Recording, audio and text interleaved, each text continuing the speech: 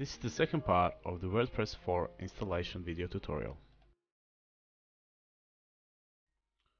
Alright, so all of my WordPress 4 files have now been transferred, they have been uploaded to my server, and in the meantime what I did is actually I changed the URL of my webpage just to make it a bit more user friendly, and I can actually exit FileZilla now, and when I go back to my webpage, I will come straight to this page here. So this is the beginning of the installation of the WordPress 4. So this is one of the things that you will notice different from previous version of WordPress. This is WordPress 4 beginning of the installation.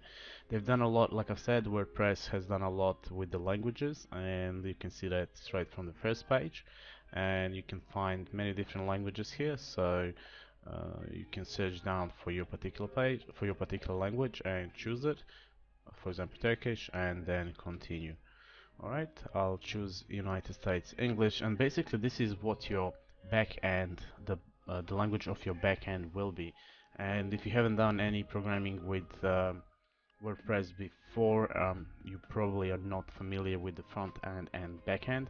Basically, front end is what the user sees when they type in your URL, and the back end is for the admin people, where all the changes and the customization actually happens. So by choosing a proper language here, you're actually choosing the language for your back end. Alright, so I'll go with the United States English and I hit on continue.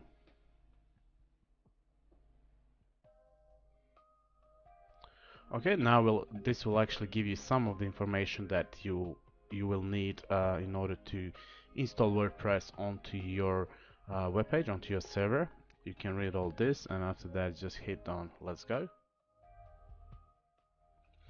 And this is now the information about the database. Now remember, we created the database before and we have saved all the information, so I'll just copy that information here. So database name, this is the name of my database here. I'll copy and paste it here.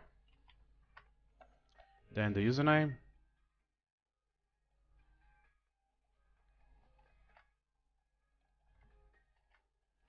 the password,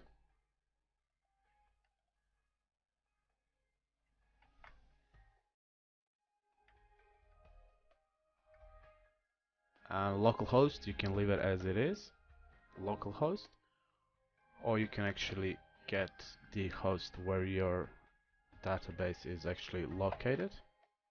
So I'll copy that one in there, and for the prefix you can leave it as it is, or you can actually change this. This is for the table.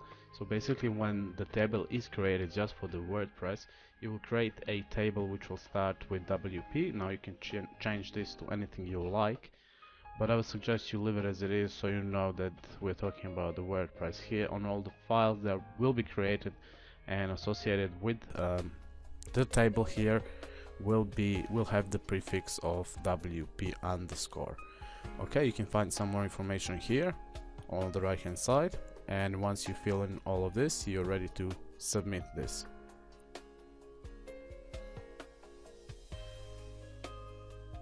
Alright, this will now bring us to the last step, and all we have to do now is hit on run the installation.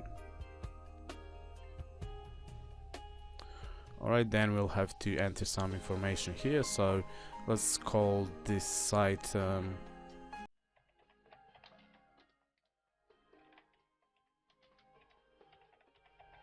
WordPress tutorials. My username is going to be WordPress. I'll enter the password here.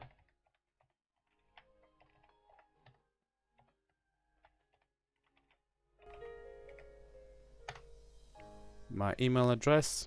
Alright, so I've typed in my email address, and the last option here is actually to allow the search engines to index the site. Now I would actually suggest that you leave this unchecked, and the reason being is that you're actually creating a new site now, and you don't want search engines like Google and Yahoo to actually go and index your pages because they're not ready yet. Once you actually finish with the development and design of your web page, you can go and you can actually index your pages. But just to make sure that your pages do not get indexed while they are actually being created, I will leave this unchecked. Alright, and then we'll hit on the install WordPress button here. Alright, so this is basically it. Now my WordPress has actually been installed, and it's been ready to use. This is my username. I will strongly suggest you copy this in your little notepad file as well.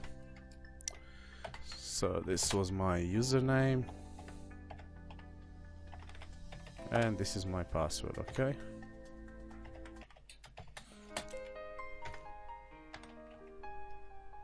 Now this is a good idea because this keeps everything nice and tidy, and you can always find what you're looking for. So now we'll go and hit on login, and this will bring us to this page. This is basically the first login screen, and this is the login screen you're going to use every time you want to log in into the back end of your WordPress, of your website. Okay, I'm gonna hit on remember me, and I'm going to log in. Alright, so this is what the WordPress looks like. This is the backend once again, and here you'll find a lot of information. This is from where you as the admin of this page will be working, and those are the options and the menus that we currently have on our WordPress, and this is something I'm going to cover in the future tutorials. So all of the other tutorials that to follow this one will go through all of these menus here, all the options and everything else. We see how we can customize it. We'll see how to download and install different themes first of all, and then how we can customize them.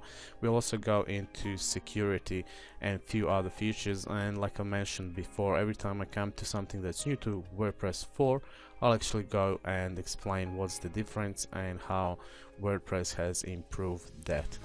Okay, so basically, just to recap, in the previous two videos, so this one and the one before this, we have actually seen how to install a WordPress onto your web page.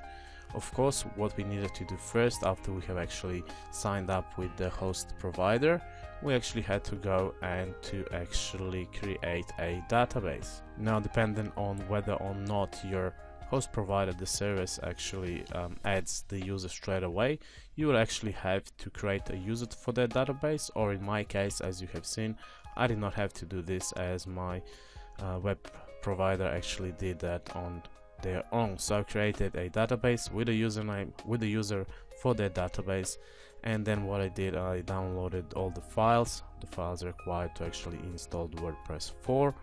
Then I went to FTP FileZilla. I entered all the FTP information, and I actually uploaded all the files.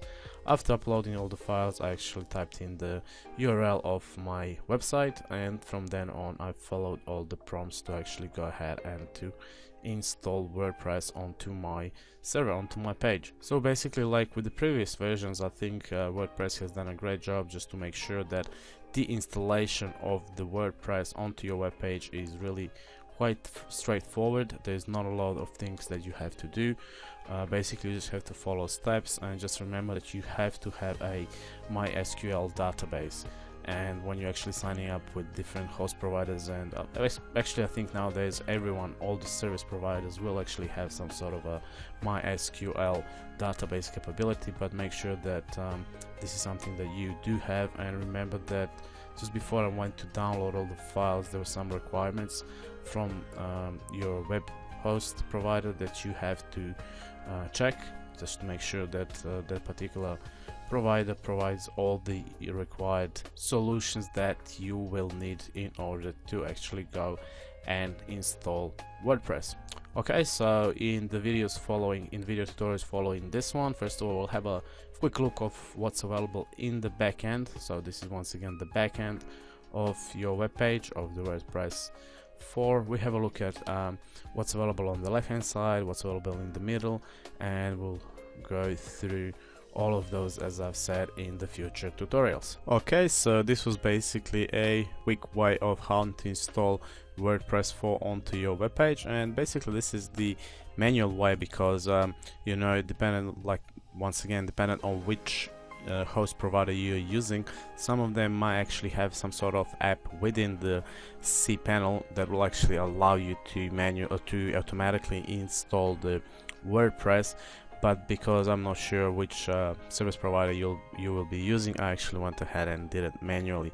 So I've installed WordPress 4.0.1, and actually you can see that if you scroll all the way down, just in the right bottom corner, you'll see that this is version 4.0.1. Excellent. So this is how you would install WordPress onto your web page. So we're talking about WordPress 4.